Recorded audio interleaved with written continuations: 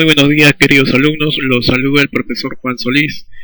En esta ocasión vamos a desarrollar el tema de planos del lenguaje. El objetivo de esta sesión persigue que ustedes puedan identificar los planos que conforman el lenguaje, sus características y observar las variaciones que sufre la lengua en determinados contextos. Primero diremos que el lenguaje, para recordar, el lenguaje es una capacidad inherente del ser humano. Recuerda que el ser humano es el único que se comunica a través de las palabras. Por lo tanto, el lenguaje es exclusivo del ser humano. Es producto de su evolución. Empecemos entonces con los planos que conforman este lenguaje. Conforman dos planos. El plano de la lengua, que es el sistema de signos ordenados del cual dispone una determinada colectividad. Por ejemplo, nuestra comunidad, los peruanos, usamos el sistema de signos llamado castellano, ¿sí? Para poder comunicarnos, para articular palabras y poder comunicar, expresar. El otro plano es el plano del habla. El plano del habla es la materialización, la realización, el uso que se hace del sistema de signos llamado lengua, ¿sí? La lengua es el conjunto de signos que por lo general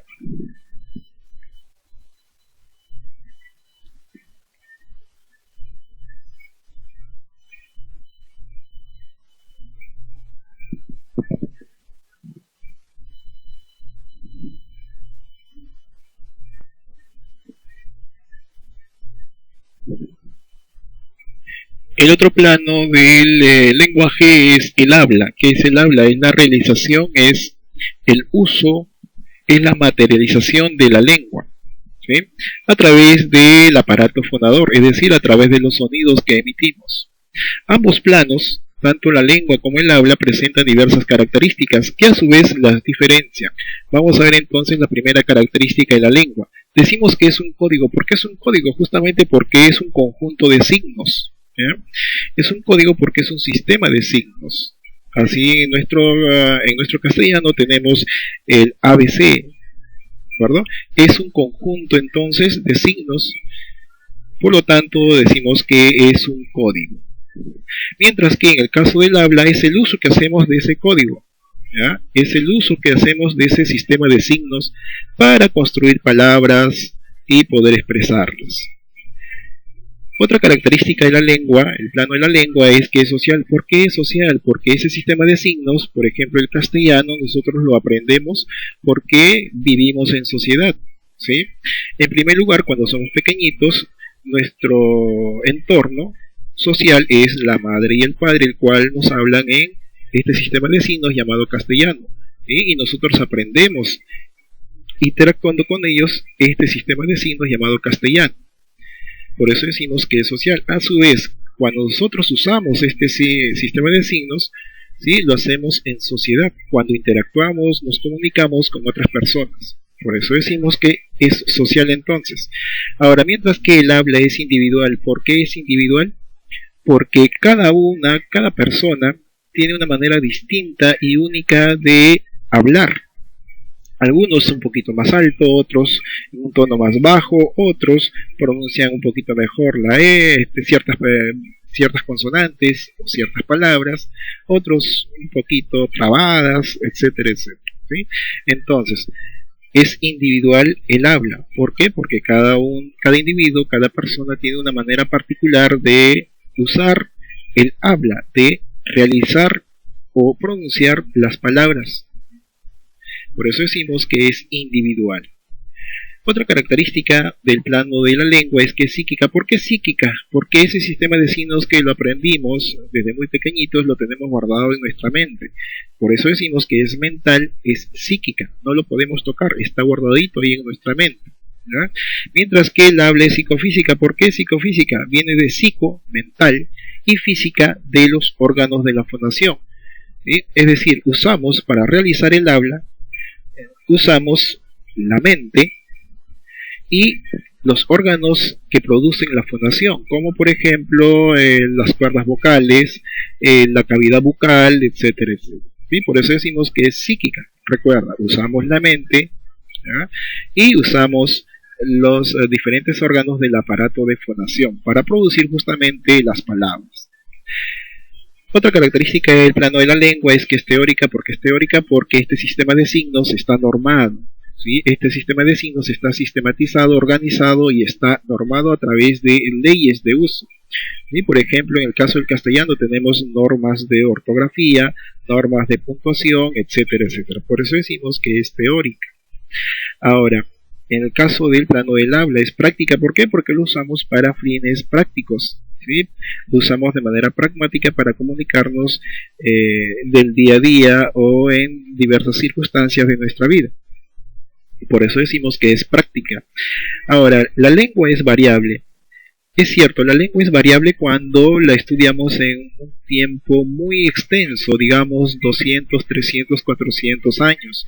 Vamos a observar que la lengua varía. ¿Sí? Pero si es que lo estudiamos en un corto tiempo, diremos que es invariable. Por lo tanto, la característica variable no es tanto así. ¿Sí? Podemos decir que es medianamente variable. ¿Verdad? Mientras que el caso del habla es efímera. ¿Por qué? Porque el acto de habla no dura más de un segundo. Yo de pronto digo papá. Cuando digo papá, no pasó más de un segundo y ya terminó el acto.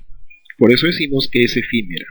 Esas son entonces las características del plano de la lengua y el plano del habla. Características que a su vez las diferencian. La función de usted es que pueda establecer o pueda discernir esas diferencias entre el plano de la lengua y el sufre la lengua. ¿Ya? Aquel sistema de signos, en este caso el castellano, veremos que varía en determinados contextos y circunstancias. La primera variación de la lengua, ¿ya?, le llamamos dialecto. ¿Qué es un dialecto? Es una variante social, regional o diatópica de una lengua. ¿Qué quiere decir eso? Por ejemplo, te has dado cuenta que los hablantes de la costa hablan distinto o pronuncian las palabras de manera distinta que a los de la selva, ¿no? ¿Has escuchado un hablante selvático? Tiene un dejo, le llaman ustedes, ¿no? Mientras que un hablante de la costa pronunciará distintas las palabras, construirá de diferente forma las oraciones.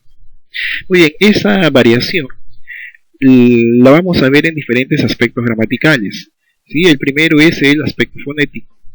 El aspecto fonético se fija básicamente en la pronunciación de las palabras, en la acentuación de las palabras o en la forma de pronunciar las palabras, en el sonido de las palabras.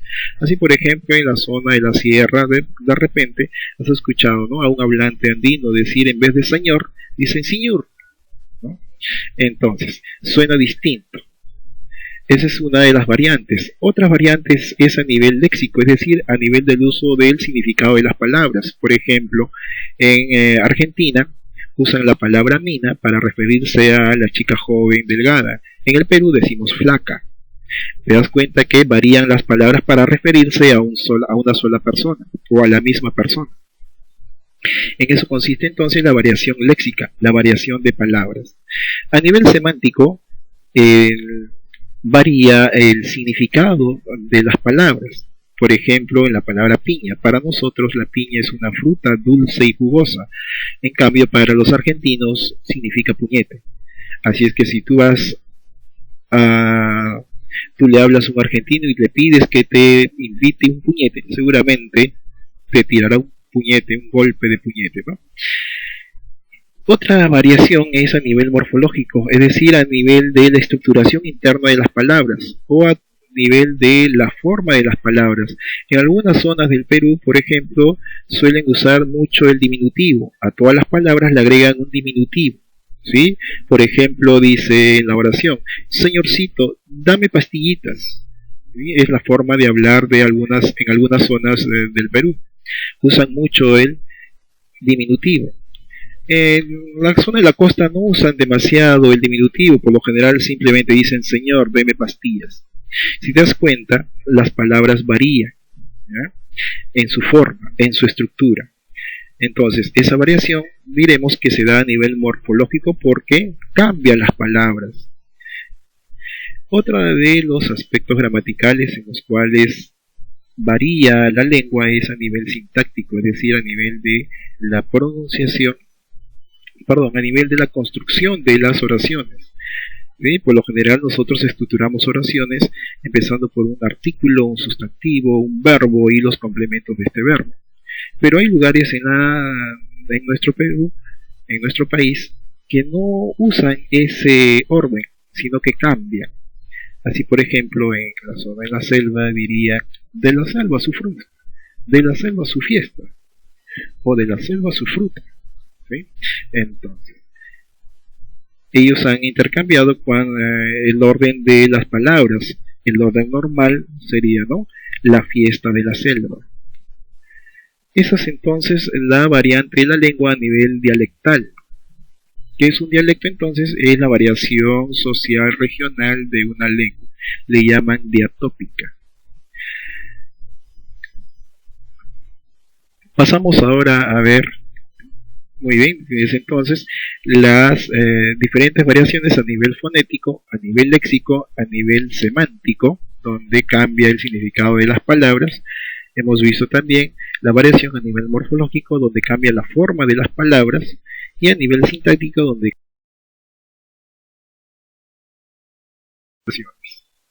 muy bien, pasemos ahora a la otra variante de la lengua. Le llaman sociolecto. ¿En qué consiste el sociolecto? Llamada diastrática, ¿por qué? Porque toma en cuenta los estratos sociales. Entonces, ¿qué es un sociolecto? Es la variación de una lengua en un determinado lugar de acuerdo con el grupo social. De acuerdo con el grupo social, ¿sí? Por ejemplo, en este caso vamos a ver los niveles de la lengua. La variación que vamos a observar acá tiene que ver con la instrucción o el nivel de conocimiento de la lengua.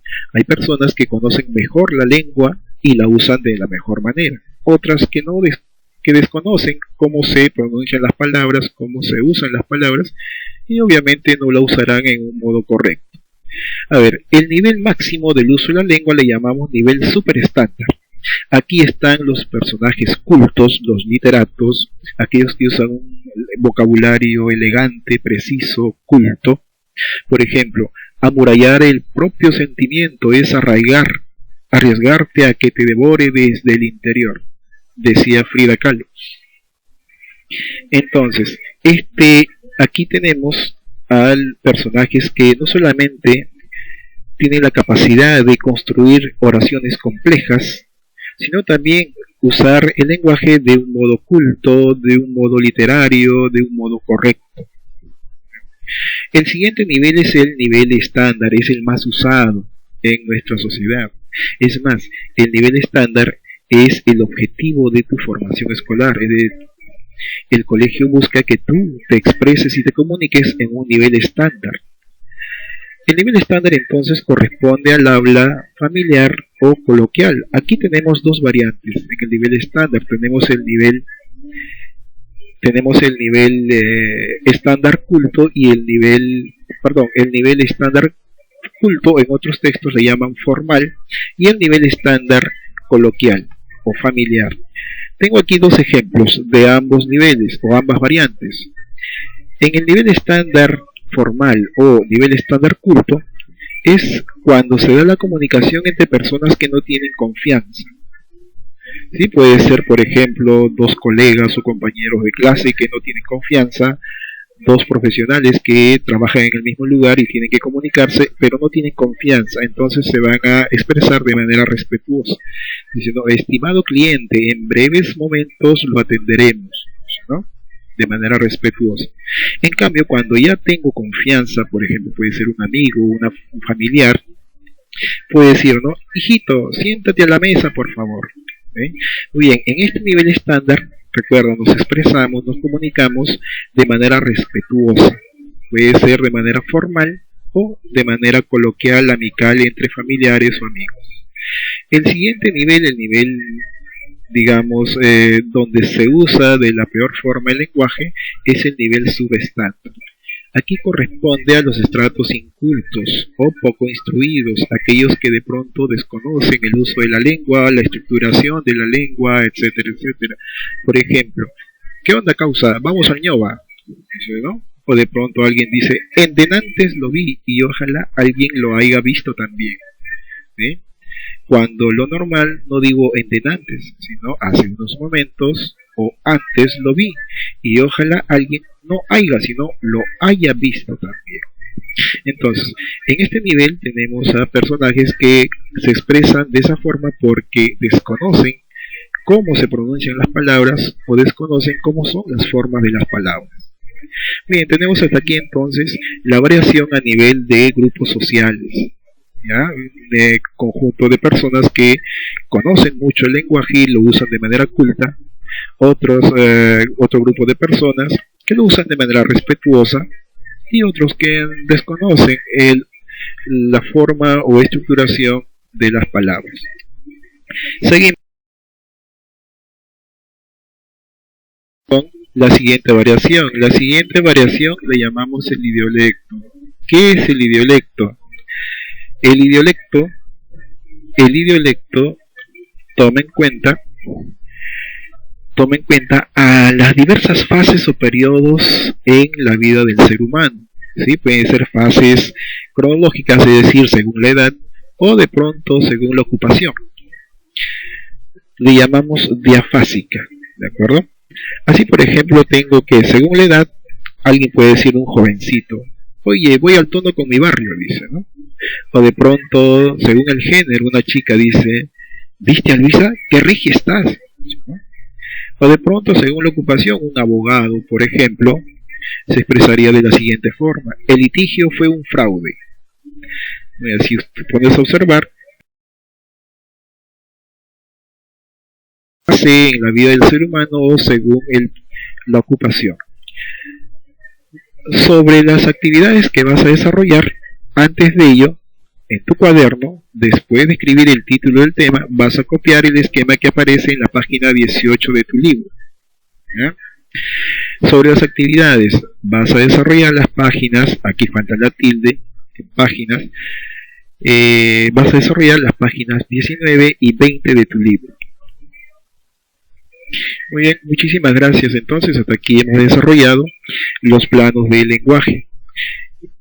Espero, pues, jovencito, que puedas desarrollar las actividades con la mayor responsabilidad posible y a los padres de familia supervisar el desarrollo de dichas actividades.